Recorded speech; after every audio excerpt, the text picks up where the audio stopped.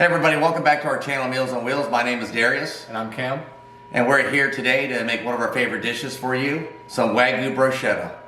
Right, so to get started, we want to go over the ingredients with you. We have fresh limes, elephant garlic, cilantro, fresh tomatoes, a little bit of Roma tomatoes, a little bit of heirloom tomatoes, fresh avocado, olive oil, Mediterranean sea salt, cracked black pepper, and Cajun spice. And Cameron's going to discuss this beautiful steak that we have here. All right, so everybody, this is American Wagyu. A lot of people are familiar with Wagyu and Kobe from Japan, but this is actually something that we got from our family of Harris Teeter. It's all American bred. It's from Snake River Farms, and we got it from our Harris Teeter out in Ray Farms. Great place to go get some groceries, fresh produce, all that stuff, but we love this Wagyu. Whenever you look into the Wagyu, it's got some absolutely gorgeous marbling on it.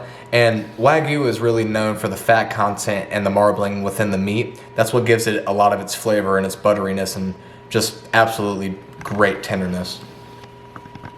Now, there's one more thing that we can't forget. What's that, Cam? Our fat loaf. Let's get to it. Right, so the first thing we're going to do is we're going to make the bruschetta. And I made it easy by prepping some of the things. The tomatoes are chopped, the garlic is grated, and I have the cilantro chopped. So the first thing I'm going to do is grab some fresh lime. Just need one. You want a little bit of added acidity and a little bit of citrus mixed into your bruschetta. Get that in there. And then we've got the grated eggplant. Okay, re-grab it now. Yep. We've got the grated elephant garlic. Adding that in. Fresh cilantro. And then after that, I'm going to do about 6 turns of the salt grinder. The salt and pepper is something that you're going to do to taste on this. So I want to make sure that we all know that I'm going to put about 6 turns of salt and pepper in here. And then what we're going to do is add the olive oil. And we're going to get everything mixed together and let it sit for a minute.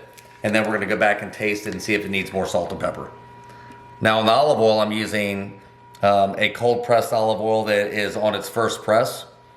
And don't be selfish with the olive oil. Olive oil is really one of the most important ingredients in here. So I'm going to pretty much drown it in olive oil and just make it taste really good.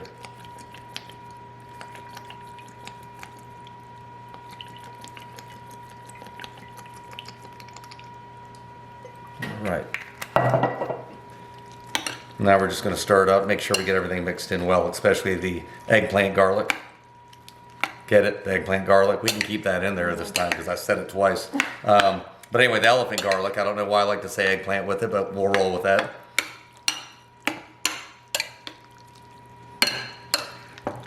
We have a wonderful cameraman also. Logan is going to do a great job editing my bloopers.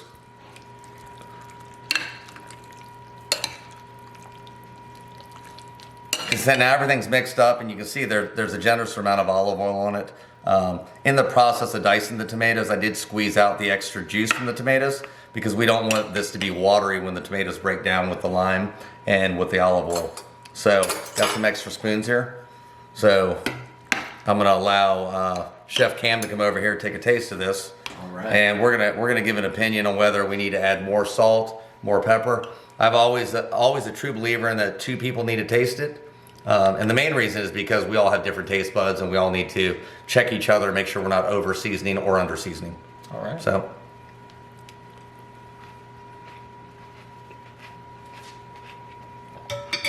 Olive oil is perfect. I think it needs a pinch more salt in it. I think it needs a little more salt. I think because of the strength of the elephant garlic, that it doesn't need any more pepper. Perfect. I think it's good. Well, we're going to double what we did in salt. So we're going to give it another 6 turns. Now also remember, as this sits, it becomes a lot more stronger, and the acid within the lime will break everything down within the tomatoes. So just be aware of that when you are seasoning your food.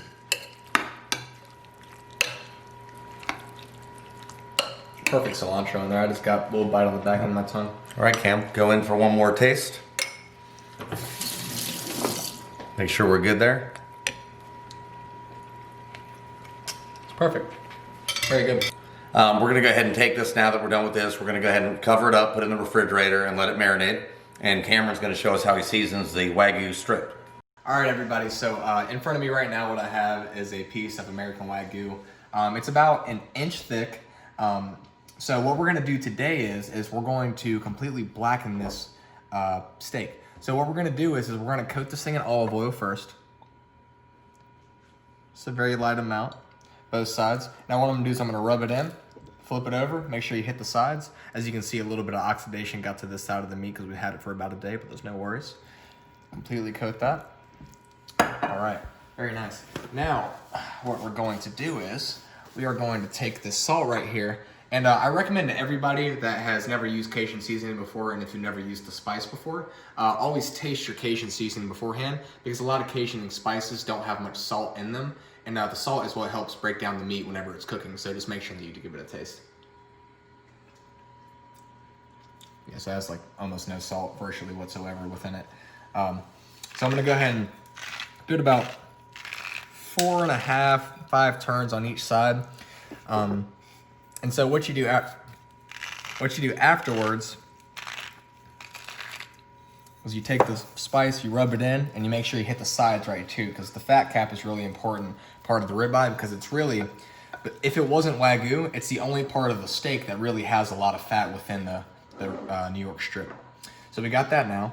So what I'm gonna do is, with this Cajun spice. Now, if anybody has never blackened before, the importance of blackening is making sure that you completely coat the steak in your blackening seasoning. Because what blackening is, it's not just a term that people use for something, it's a style of cooking.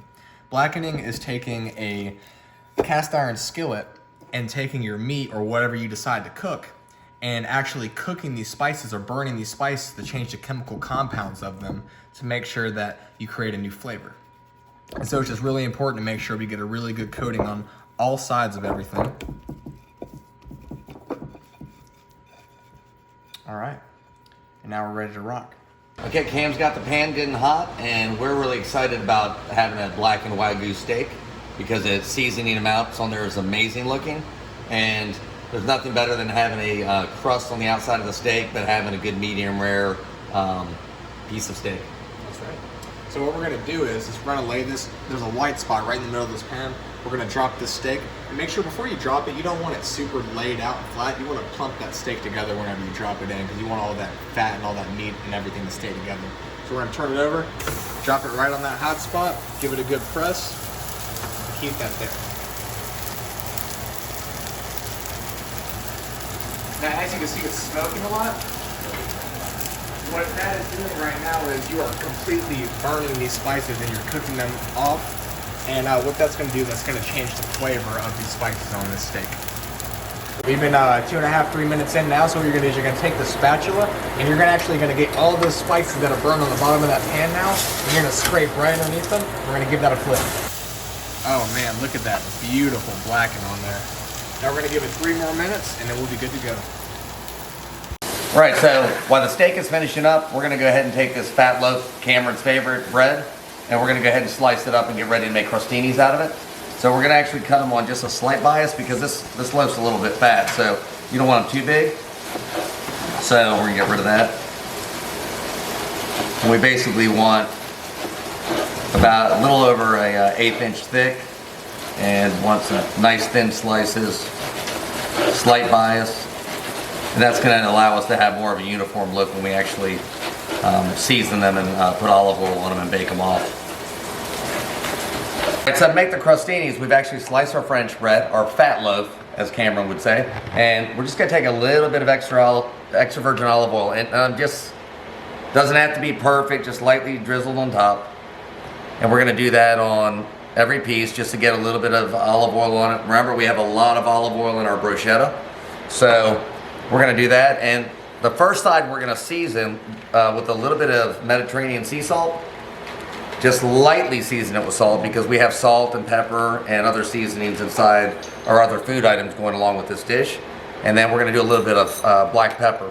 But the reason why we do this side first is because we're going to flip it over and olive oil the bottom side. And then when we do this under the broiler, once the olive oil side is toasted, we'll flip it up, and the last side that will get toasted will be the seasoned side. So now I'm just going to turn them over real quick.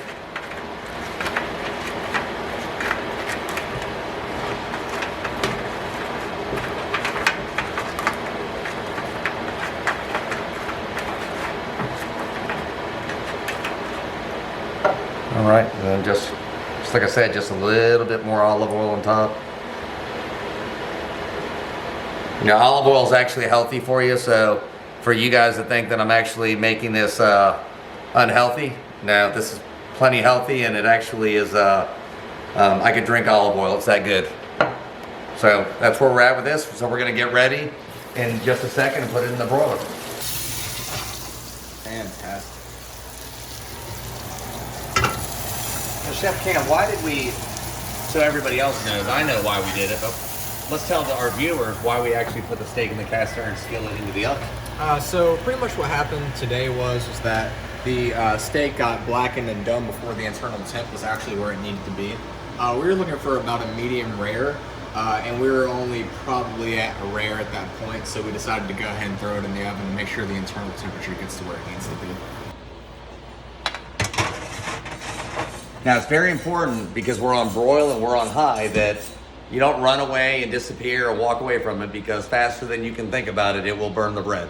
And nobody likes burnt bread. All right, so that's as toasted as you want it before you get them flipped over. That was like less than a minute. Yep. That's why it's important just to, you know, never walk away from broiling these on high. And now we're just gonna go back. We're gonna flip them. Now you're gonna have the seasoned side facing up, and that's gonna be the finished side that we're actually gonna put the Wagyu strip on top of, and then put the bruschetta directly on top of that.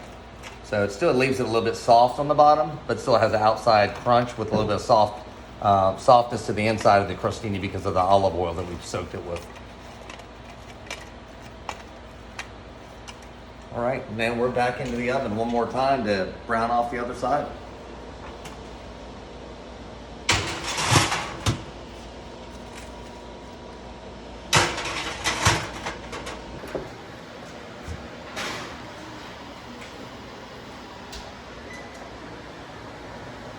So we got all the crostinis out. Nice golden brown, and if you look right here, still a little tender. So it's not gonna be hard to chew, and the seasoning's just right, so you'll get great flavor on the bread. All right, so what I'm gonna do here is I'm actually just gonna lay, because we're gonna have a tray of these. So we're gonna go ahead and lay these out on our tray. At home, you can do them whichever way you want. You can do individual plates and let people build their own. But what we like to do is make a big platter of these, and everybody just kind of have at it and enjoy it. So that's what we're gonna do here with this first tray. All right, so we've got this beautiful blackened steak in front of us now. So what we're gonna do is we're gonna go ahead and cut this thing in half and get a couple slices for these crostinis.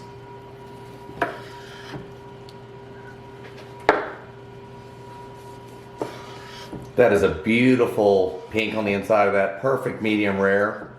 I'm excited to eat this. Now when doing this dish, the thinner the steak, the better it is. It chews better, and it doesn't rip apart your crostini when you take a bite. Oh man, this is an absolutely gorgeous piece of meat. Tell you what, if nobody's ever had a Wagyu before that's watching this, it is something that I highly recommend. I always save that fat, that's my favorite piece.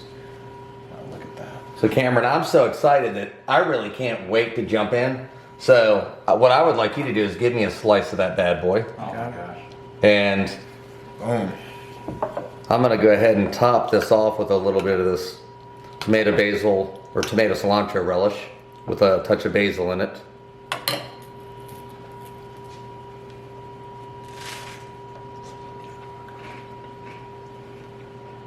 That's amazing. And then Cameron's got me a little bit of avocado to stick on top to add some creaminess.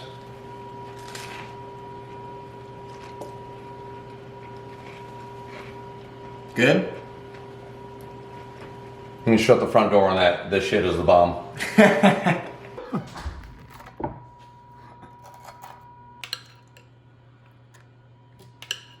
Cool thing about doing this on a platter is that you don't have to worry about being neat or messy, because you want the juice from this and the olive oil to just soak onto the bread. I mean, it's just... And the elephant garlic actually, it's really got a strong flavor. It's pretty strong, especially when you grate it. So it actually has added a little bit of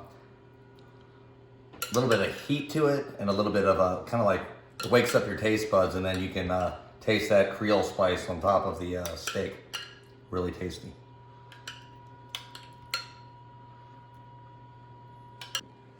Then we threw some avocado.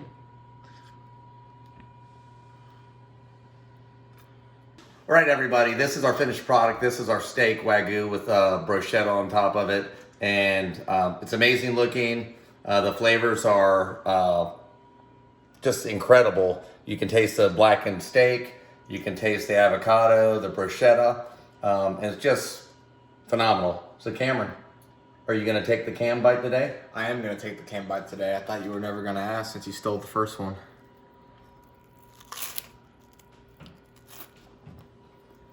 So thank you for watching this episode of Meals on Wheels. And don't forget to remember to like, subscribe, and follow. And if you have any dishes that you'd like us to recreate on our channel, please don't hesitate to put comments below. And we'll see you next time.